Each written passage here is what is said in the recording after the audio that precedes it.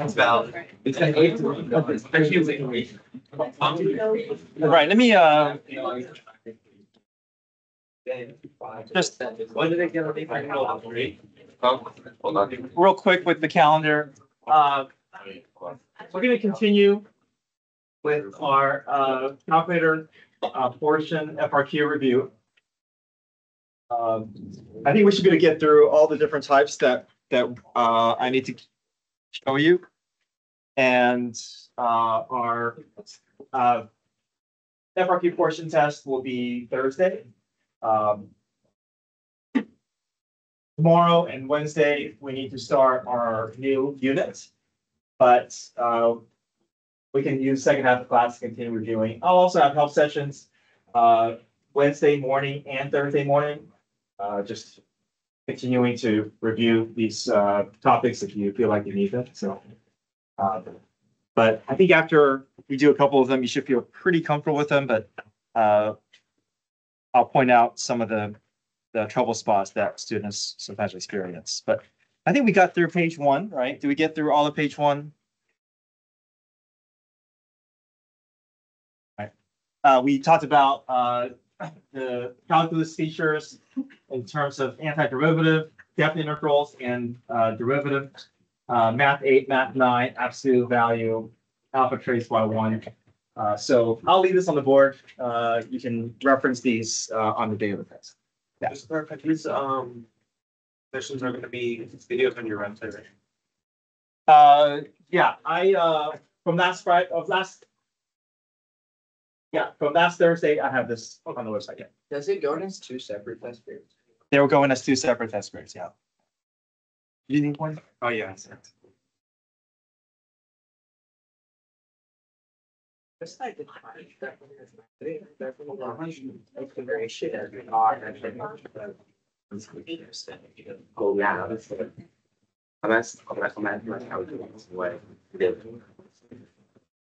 All right, page 2. What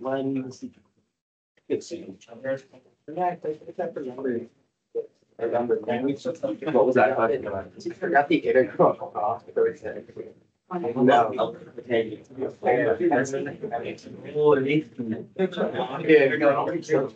This guy's cookies. Are you getting a 1600 on the SAT?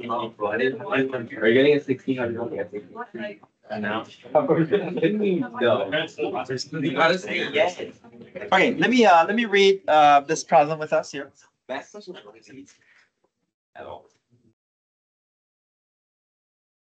The graph of the function f shown to the right consists of a semicircle and 3 line segments. So we have a semicircle here. We have 3 line segments. And we have a function given by g of x. So g of x, first off, this is f. G of x is the antiderivative of f of t. So that tells us that g and f are not at the same level, right? They're in a staggered relationship here. If it takes the integral notation for f of t to get up to that g of x level, that means f is sitting at the g prime level. So we're going to apply second theorem just so that we can build the second and the first derivative. I'm just going to indicate that we're going to apply second theorem here so we can get the g prime and g double prime to show up. So let's see what we can do with g prime. So g prime would be asking to find the derivative of this integral, which if we were to use second theorem, we know that these operations are going to undo each other. And second theorem is just f of p of x times p prime. So what is this going to turn out to be? Just f of x times 1. And we know that times 1 won't do anything to it, especially if this upper bound is just a nice linear variable with no coefficients. So we know g prime is just f of x. Are we okay with that relationship there, second theorem? So the next one should be easier, because if g prime is f of x, then g double prime must be what? F prime. So there's this staggered relationship where G is basically the area under the graph or between the graph and the x-axis. G prime is going to be the order pair of F, and G double prime is going to be the what of F? Slope, yeah, it's going to be the slope of F. And the nice thing is that most the graph are linear, so we can find the slope at these values. Even though we don't know the slope of the semicircle, we do know there is one place that's easy to find the slope, and that's where. Where on the semicircle do we know the definite slope value? What's At 1, right? At the vertex here, or yeah, here we. So the problem is not going to ask you the slope around these points because we don't.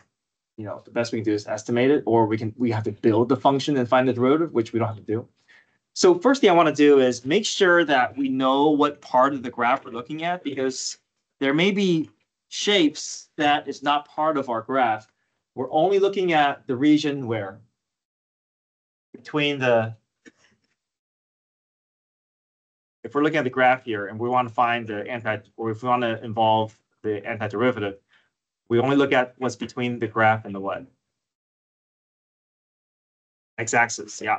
So you may see different shapes here, but if it's not between the graph and the x-axis, then it's not part of our problem. So we want to, let's go ahead and do shade in so we can make sure that we're just looking at the area or displacement in this region only. Okay. I know you may be seeing a semicircle here. You may be seeing different shapes, but they're not part of our problem.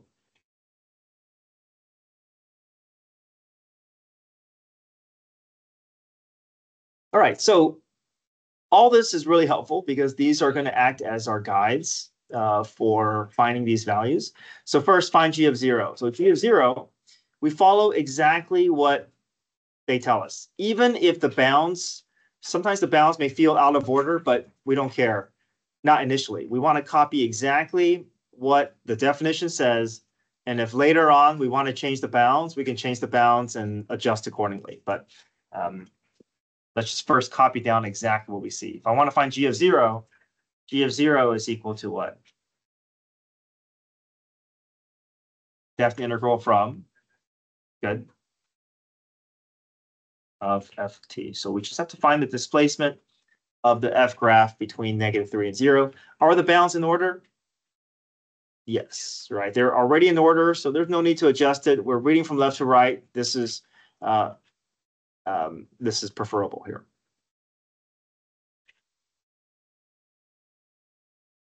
Now, I know it's only asking for between -3 and 0.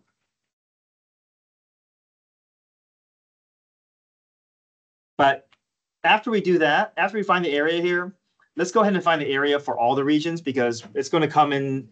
We're going to have to use it down the line. Okay. But if you don't want to do trapezoid of this region from -3 to 0, we can always split up a trapezoid into a triangle and a rectangle.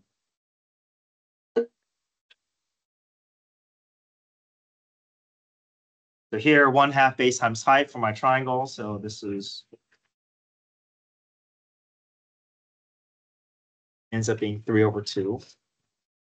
1/2, 3 times 1 times 1/2 is 3/2. This rectangle here is 3 times 1, which is 3. And I'm just going to go ahead and find everything that's part of this graph. This triangle is above the x-axis, 1/2 base times height.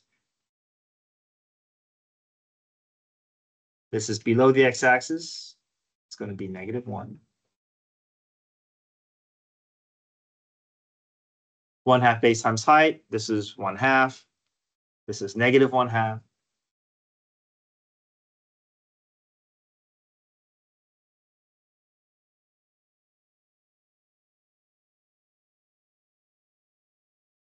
Now, this shaded region is not itself a geometric shape, but it's a combination of different shapes or combination of a couple of operations here. What do you think we can do to get to this weird shaded region here? Yeah. You can subtract the area of rectangle that we create by the area of the semicircle. Yeah. So imagine you have a rectangular piece of paper and you cut out a semicircle out of it. Then what remains are the leftovers, and this is kind of like these leftover bits there. So it's the rectangle minus a semicircle, and what's left are those little curved regions there. Okay, so I'm going to go ahead, and it's going to be above the x-axis, so we know it's going to be positive. So our rectangle is going to be 2 times 1, base times height, minus 1/2, and then there's a semicircle. So we know a circle is pi r squared. Semicircle will be 1/2 pi r squared. What's the radius of the semicircle? 1, yeah.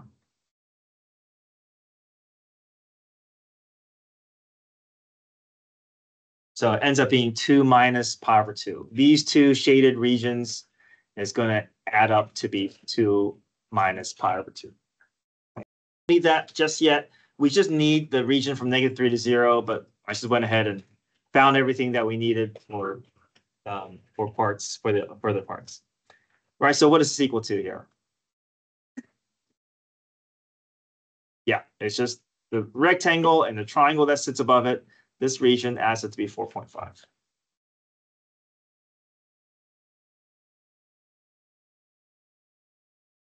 G prime of 0.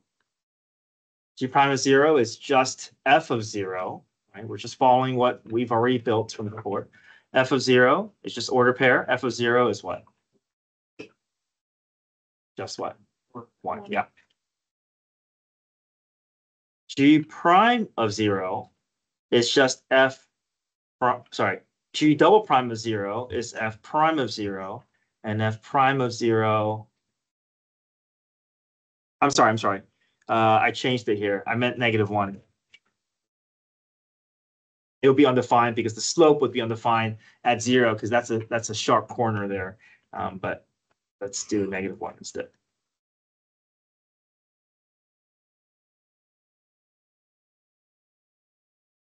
So -1 is somewhere here. How do I find the slope at this point? Let's find the slope of what? This line segment, right? Because I know that if I find the slope of this line segment, it's going to be the same slope all the way through because it's just a line. So if I do rise over run, what's the slope of this line segment? -1/3, right? I go down 1, right 3, or you can pick these 2 points and do change in y over change in x, or you can count rise over run. Either way, -1.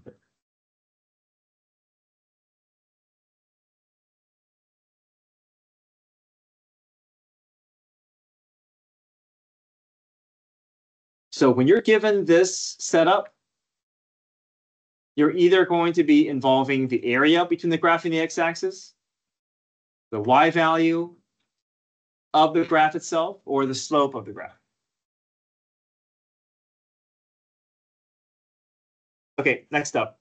Find all the values of x in which the graph of G attains relative max. So we want to find the relative max of G, but this is basically looking at what? Is this the G graph? This is the what? G prime. So this is the derivative graph. So if we're looking at the derivative graph, let's label accordingly. Let's create our sign line so we can convince ourselves what the shape of the actual G graph is doing. So let me create my G prime sign line. What critical points can I place onto my G prime sign line? Right. -4, where else? 1, 3. Okay, good.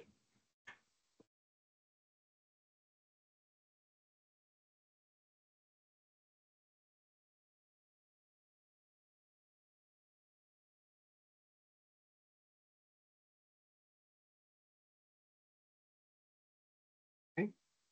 Above the x-axis means positive slope, below means negative slope. So between -5 and -4, what do we see? Negative slope below the x-axis. Between -4 and 1, above the x-axis, positive slope. Between 1 and 3, still above, positive.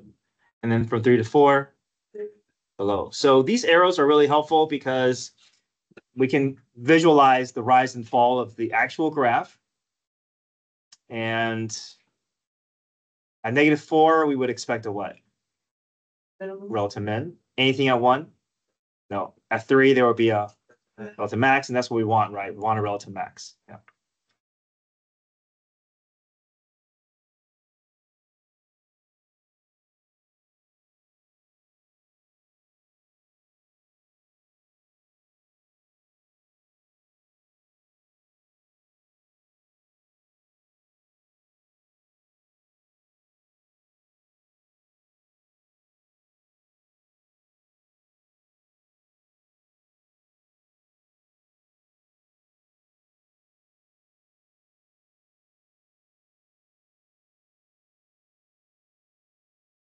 Okay, any questions?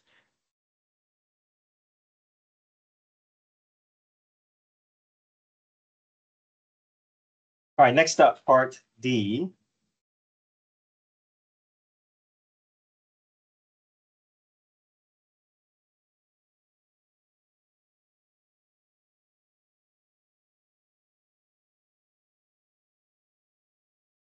Part D says find the absolute minimum on the closed interval. So absolute minimum on the closed interval. This is a theorem. What theorem is this? Extreme value theorem, right? So extreme value theorem says if I want to find absolute max or absolute min, I'm going to be testing what? Endpoints and critical points. So the only values we have to worry about is -5, -4, 1, 3, and 4. But do we have to actually involve all these numbers? We're only asking for absolute minimum. So based off of the sign line, what values should we be testing? -5, 4, and -4. Why do we not have to consider 1 and 3, even though these are considered critical points? Yeah. So if we're just finding absolute minimum, we know that if a graph is not experiencing a relative minimum, it has no chance of being an absolute minimum, right? We still want to consider the endpoints, but 1 is neither, and if 3 is a relative max, there's no way a relative max can ever be the lowest point overall on the graph. So we can ignore that. I mean, it's not wrong though. If you want to test all 5 points, you wouldn't have points taken off, but the necessary ones are just -5, -4, and 4. Yeah. You argue that -5 doesn't need to be tested, I think, because judging by the way that the graph is going after -5, it would be impossible. It's decreasing. Yeah, but if you want to leave -5 out, you have to you have to justify, and I think it's just easier to just go through those steps, and that way you eliminate the need of the graders looking for these justifications and potentially taking points off, right? So I think it's just faster and easier to just be like, okay, all right, just do endpoints and critical points, and that way there's no question they can't take any points away because you didn't do anything with justification. Okay, so we want to find g of -5. We want to find g of -4, and we want to find g of 4. Okay. What formula do we have to allow us to find the order pairs of the g function? What's available to us? Yeah, we have this, right? We have the g of x established, so we just have to follow whatever this tells us. Okay. Now, as you apply this definition, put the bounds where the definition says. Okay. If it feels out of order, we can deal with that later. But if you try to adjust the bounds at the beginning, you may forget to put a negative out in the front, and that just may, that may throw your answer off. So try not to do too much at once.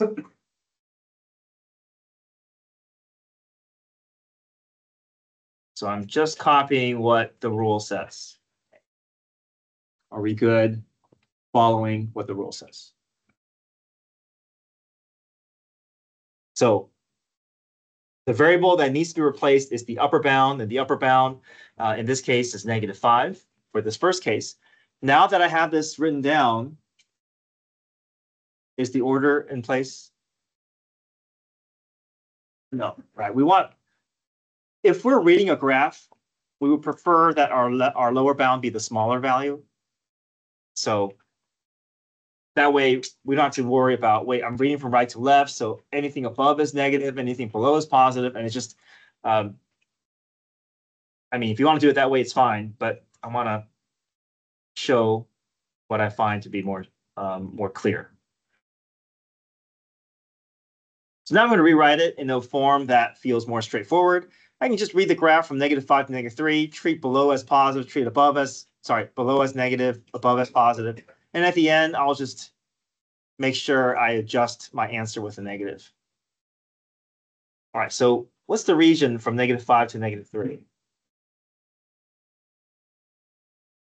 Yeah, -1 + 1 is 0. So looks like this negative is not going to impact us. -0 is still 0. So that's one candidate. We can set that off to the side and continue working. What's our next candidate? We have -4.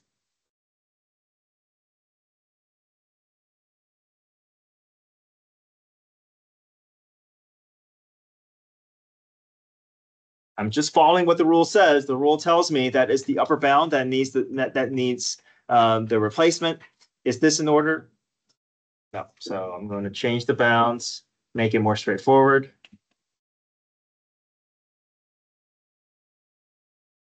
Right. What's the region from -4 to -3 showing you?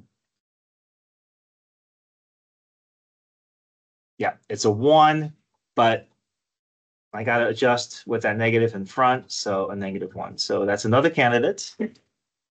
Last one. What do I also need to test? Beautiful.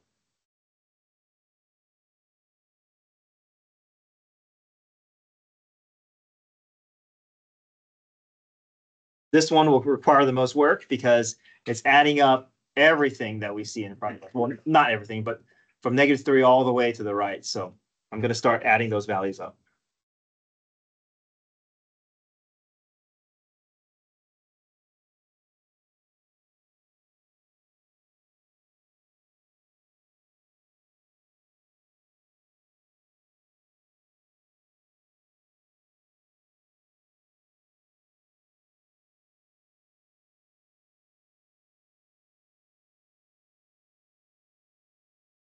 So 4.5 plus 2 minus pi over 2 plus 0.5 minus 0.5. I got 6.5 minus pi over 2. You'll get to use your calculator, but how can I estimate this to a number without a calculator? Treat pi as what? Yeah, or just 3, right? 3 is good enough. If it's estimation purposes, I wouldn't worry about, oh wait, I gotta make it 3.14. Just use 3, because all we need to do is we just need to be able to compare between these 3 values, right? We don't have to worry about so much of decimal. So 6.5 minus 1.5, that's around what? It's around 5, right? That's good enough for us to make a conclusion what our absolute max and absolute min is. Right? So don't get thrown off, right? Oh wait, I don't have my calculator. I mean, I know you get to use your calculator, but this on the AP exam, this could be like a non-calculator question, and I don't want us to be thrown off by, wait, how to do with pi without a calculator. It's just, just treat it like 3 and then make your estimation from there. Right, so from here, what can we say? Our absolute max value is, or sorry, it's not asking for max, but if we're asking for absolute max, you would say absolute max value is, okay, 6.5 minus pi over 2. This would be your estimation, but for your justification or for your actual answer, you would say 6.5 minus pi over 2. And then your absolute min value would be what? Yeah, it would be -1. Yeah.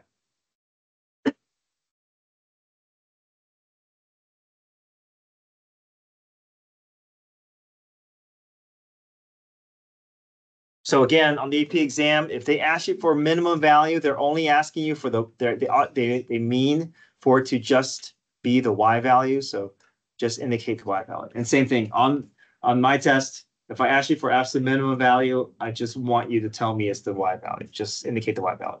Don't give me order pair. Don't give me the x value. Just the y value. What happens? Like, if we say like it's g of -4, which is. That's fine. If you say g of -4 is equal to -1, that is still indicating that the emphasis is on the y value. That's fine.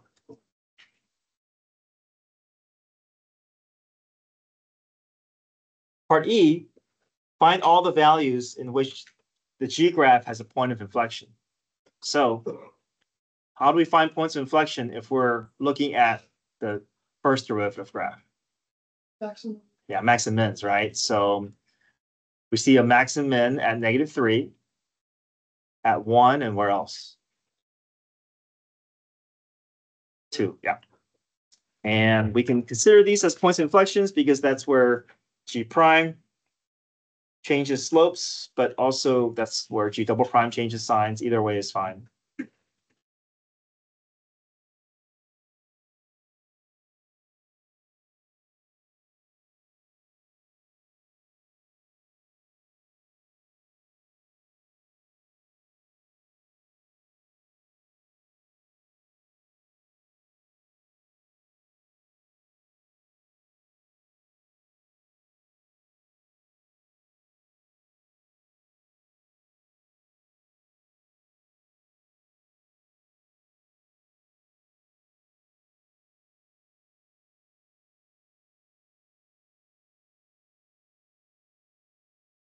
Okay, we'll skip page 3 because page 3 is essentially the same thing. We can come back to it maybe tomorrow or Wednesday for practice.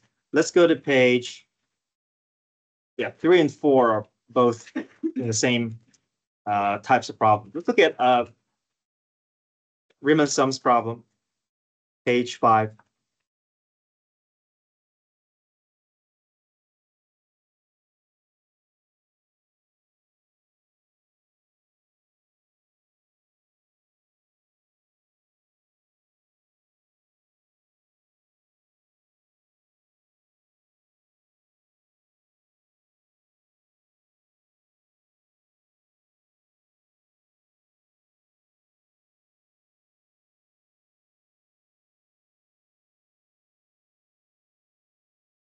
All right, here's page 5.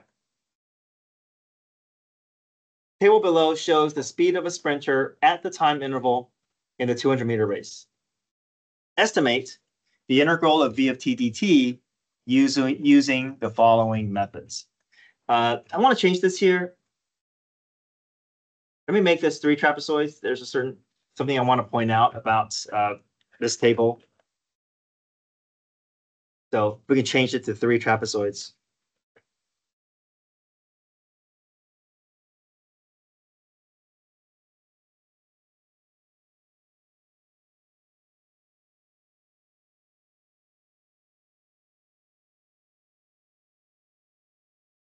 First off, the integral process is essentially the same thing as we're just finding the what under the graph, or we're estimating the what under the graph. Area. Okay. So area means we're multiplying what? In general, length times width, right? Length times width. Now, this may seem obvious, but the trouble that students experience is if we're multiplying 2 variables or two a length and width component, we're also multiplying the units together. So that means if you ever go through an integral procedure, whether it's definite integrals or using calculus or approximating using geometric shapes, your units will change, right? If you find the derivative, your units always changes, right? You're always including a time component or divided by, you're always divided by a unit. But here we're multiplying 2 units together. So whenever you do an integral process, pay attention to what the units are, and you always multiply the units and then you always have to answer the question in terms of it. For these problems, it may feel like it's just more obvious because we know, oh, velocity will turn into position. But other problems may not be as obvious. So we want to keep reminding ourselves that if we're multiplying, if the underlying procedure is multiplication, units are also impacted. So in this case, what's meters per second times seconds? Just what? Just meters, right? So your units are going to change. What's essentially happening is that your denominator variable is getting stripped away. Well, at least one of them is. If it's meters per second times seconds, it'll be meters per second. Sorry, if it's meters per second squared times seconds, it'll be meters per second, right? You're stripping away one of the denominators whenever you multiply by the other variable. Okay, so trapezoids. The formula for trapezoids is, you have to memorize this, 1/2 width, height 1 plus height 2. 3 trapezoids. And we're going to span the region from 0 to 20, each of them seeing the same number of order pairs. And whenever you draw these brackets, always go from the center of one order pair to the center of your end order pair. So I'll go from 0 to 5, 5 to 11, 11 to 20. These are all not the same width, but they will all span the same order pairs, right? This sees 3 order pairs, this sees 3 order pairs, and this sees 3 order pairs. Now, my area is 1/2 width, height 1 plus height 2. So my first trapezoid is 1/2 times, what's my width? First trapezoid. 5. Right? What's my height 1 plus height 2? 5 plus 7. Here is a trouble spot that students experience.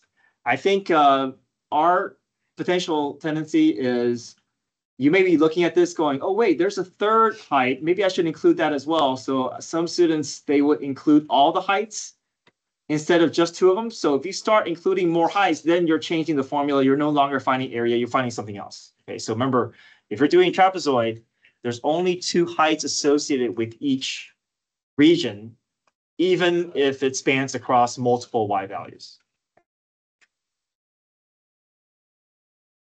Okay, moving on. What's the width of my second trapezoid? And then heights are the second row, 7 plus 9.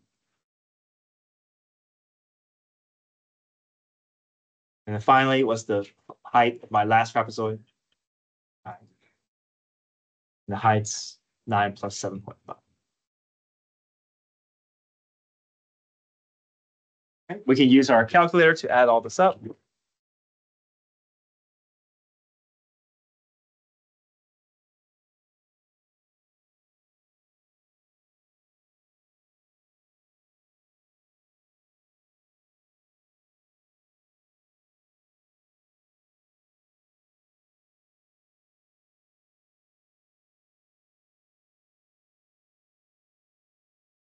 I got 152.25. Can you guys confirm that? You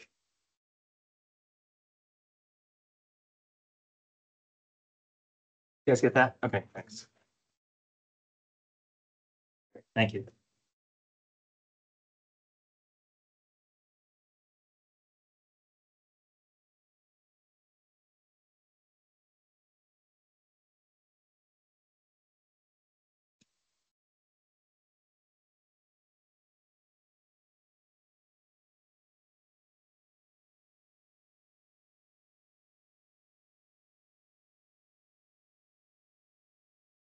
Okay, try 2, 3, and 4. 3 left-handed rectangles, 3 right-handed rectangles, and 3 middle rectangles. Well, the nice thing about 2, 3, and 4 is that all the intervals are already spelled out.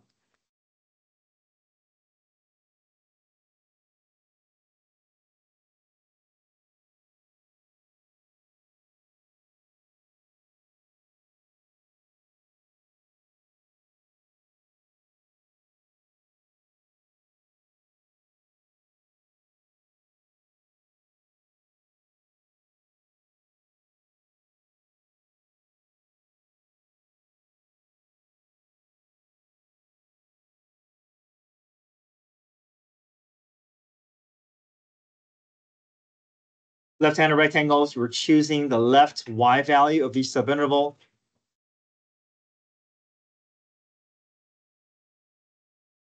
Right-handed rectangles, you're choosing the height on the right side of each subinterval.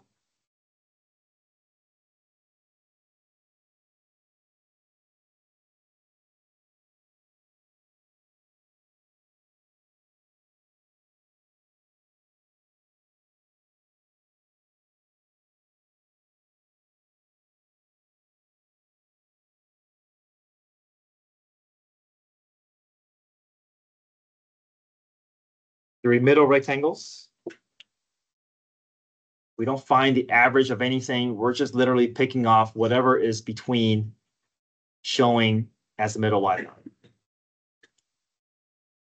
line. Don't try to find the average of two numbers of the endpoints. There should be a middle y value waiting for you to pick off, or quote unquote middle. Middle in the sense that it's between, it's the height of the middle location.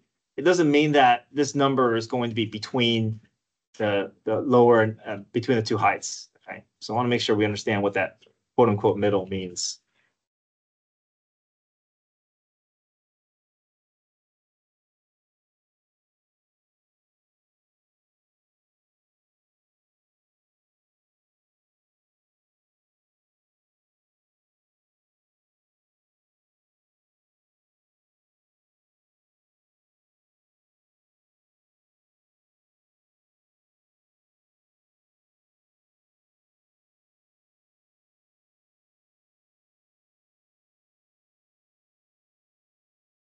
Okay, 155.5 meters. Any questions there? Part B, find the average velocity using estimation. I want to change this again, using 3 trapezoids. So using the data from part A. Average velocity. What do you think we have to involve here? Average, what formula did we learn recently? Average what? Average value theorem, average value.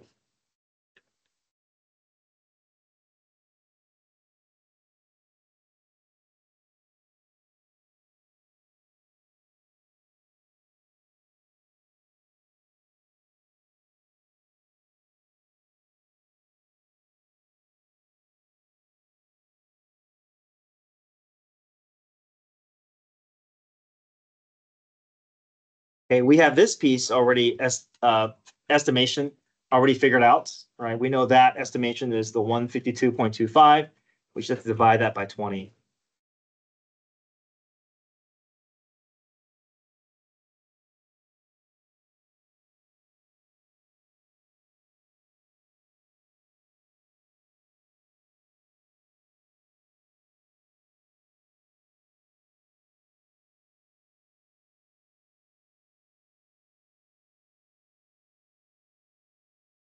So if this sprinter is going to accumulate this amount of displacement over a 20-second period, then his speed is going to be average wise is 7.7 meters per second.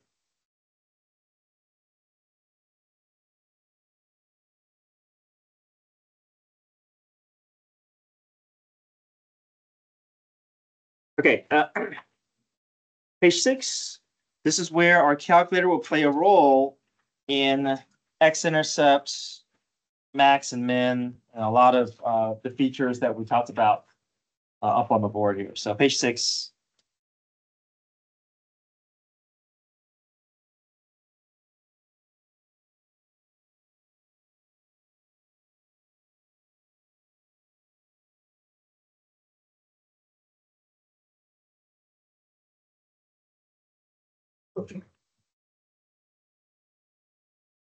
All right, an object moves along a horizontal line, v of t, measured in meters per second from 0 to 4. We're going to set our windows so that we can clearly see a little bit better. So go to y equals in your calculator, and we're going to type this in. Again, we want to make sure that we're in radian mode. And we're only using what variable in our calculator? X, yeah.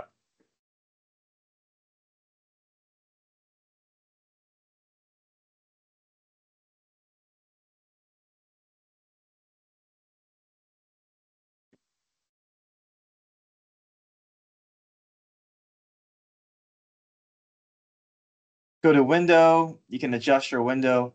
Let's go from -1 to 5 for our X min, X max. Y min, Y max will go from -6 to 6.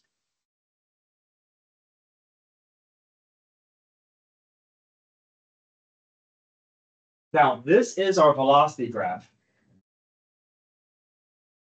So where are we looking for if we're trying to find when the object is motionless? Yeah, so x-intercepts, right? So we're just looking for x-intercepts to help us find when velocity is 0. So we're going from 0 to 4. How many? So we're expecting, yeah, if this is 4 here, we're expecting 4 x-intercepts. So to find these x-intercepts, if we just hit trace, it's not going to be accurate enough because it may land close to it, but it's not as close as we would like. So the way that we can get to that x-intercept is you're going to do second trace, and you're going to pick 0.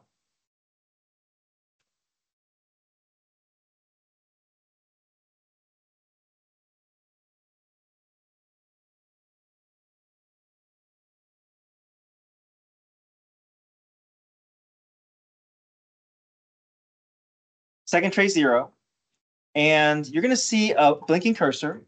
You're going to choose a point to the left of your x-intercept, hit enter, and then you're going to scroll over to a point on the other side of your x-intercept, hit enter again. And then the calculator is going to zero in. It's going to say guess question mark, hit enter a third time, and it's going to find that x-intercept. You may see kind of like a strange notation, 4e to the -13. That just indicates to us that it's close enough. It's close enough to the x-axis, and then our x-intercept is 2.463 for this first.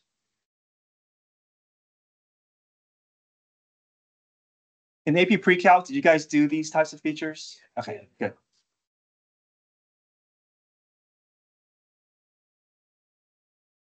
All right, I'm just going to repeat the process for the next few x-intercepts.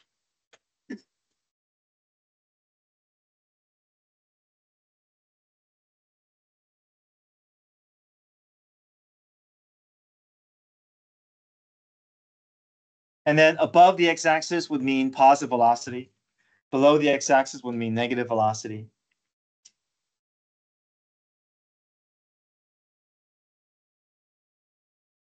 So with our velocity, we didn't actually need this velocity sign line, but I think it's helpful for future problems because the times when the object is motionless, we can just say t equals 2.463, 3.299, 3.903 because velocity is equal to 0.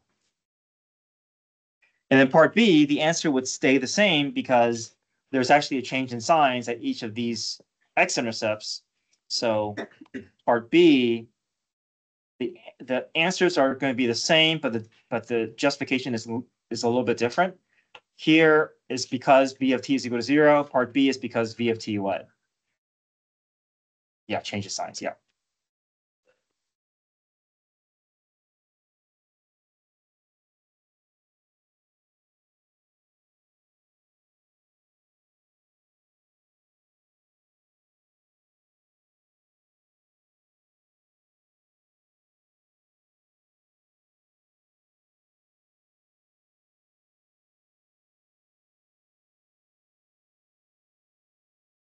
Part C, find the velocity of the object at 3 seconds. Here we can just plug directly into our velocity function. I'm going to use alpha trace y1. So I don't have to keep typing in my velocity function. So go back to your home screen. Alpha trace y1, parentheses.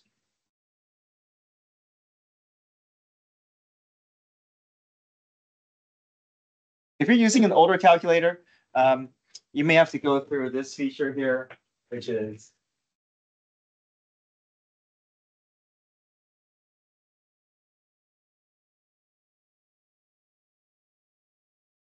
Vars, y vars, function.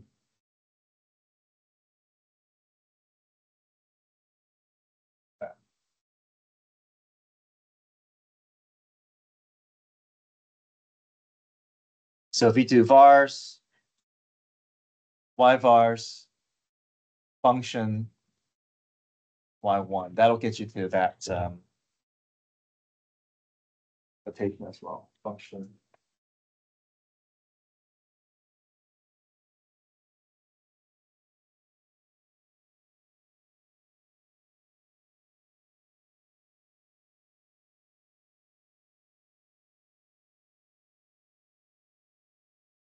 Okay, negative 3.86. What's our unit of measure? Meters per second. Okay. Find acceleration. Acceleration is the what of velocity? Derivative. Yeah. So you'll do math 8.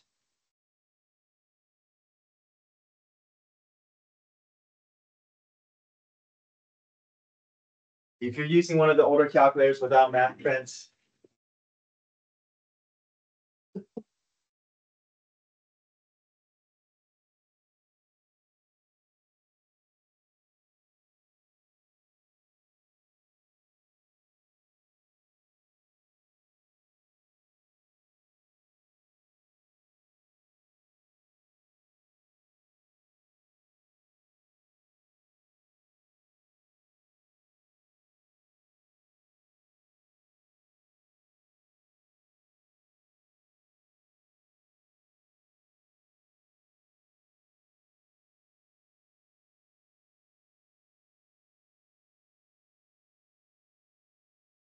so with something like this, we do math 8. It's going to have this n deriv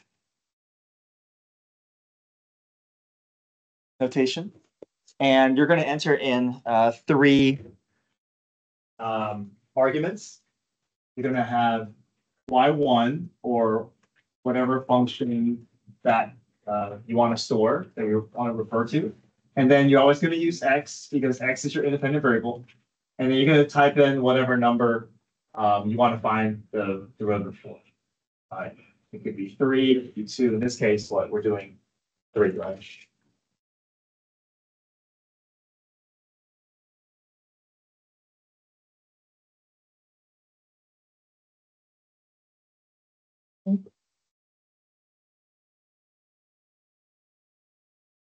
But if you're doing math print, this should be pretty straightforward. You're just typing in d over dx,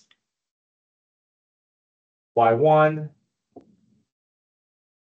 should end up with 4.539. It is a measure of meters per second squared.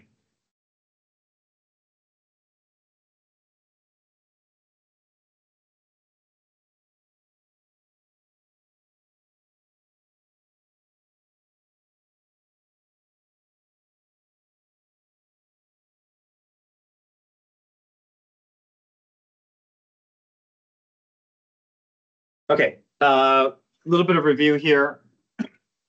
Is the object's speed increasing or decreasing? How do we determine the increasing or decreasing speed? Compare what? Velocity, acceleration. So we have the data from part C and D, right? Velocity is negative, acceleration is positive, so speed is decreasing.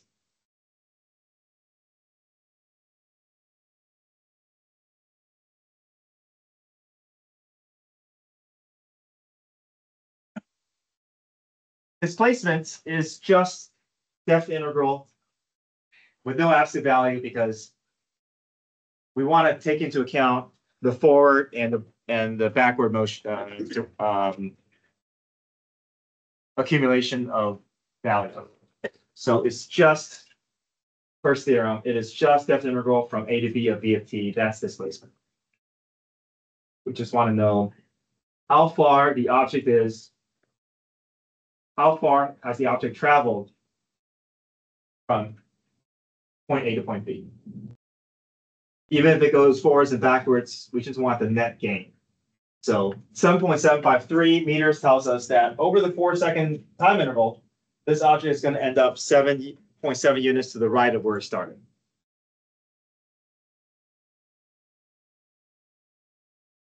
And then total distance is where you have to involve absolute value. The total distance is math 9. Then you do your bounds. And then you're gonna have to call the absolute value function. But the absolute value is just around the velocity, right? So on the test, I don't want to just see the answer. I want to see your integral notation. Show me your integral notation as part of your justification. And practice entering this in your calculator, see if you can get it.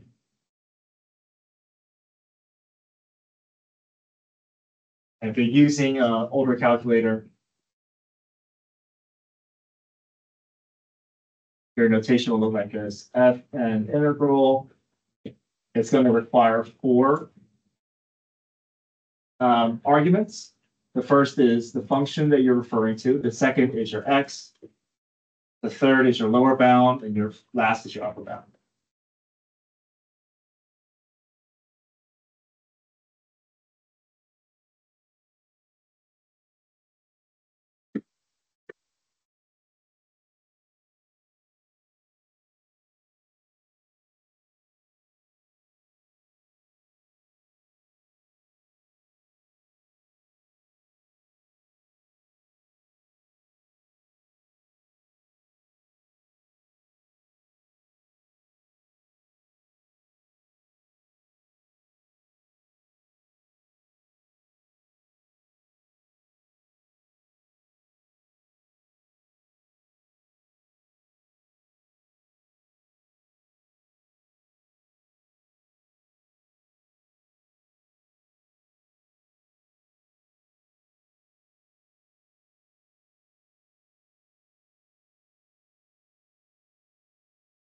Okay, we're going to finish up the rest in class later tomorrow, but your homework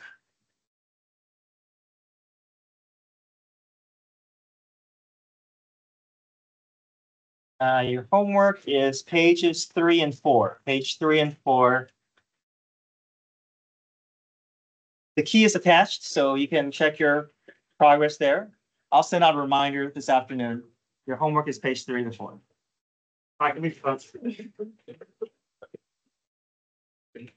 Mr. Yang, if you remember, one day I did my homework on like the wrong packet. I don't think I ever showed you the like actual. Sure. Yeah, let me see that.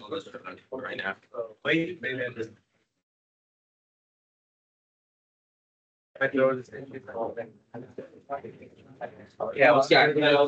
be the actual. Oh, yeah. Well, actually, I don't have Yeah, time, but yeah. Okay, there's that. No, there's gonna be up tomorrow. That's not tomorrow. Thank you. Sure. I gotta go get my log box, but I think a little early. Thank you. Got your post. Why is that full volume? What? It's like this. No, he's not in. Oh, and then like, it's like. Oh, yeah. Can I come 7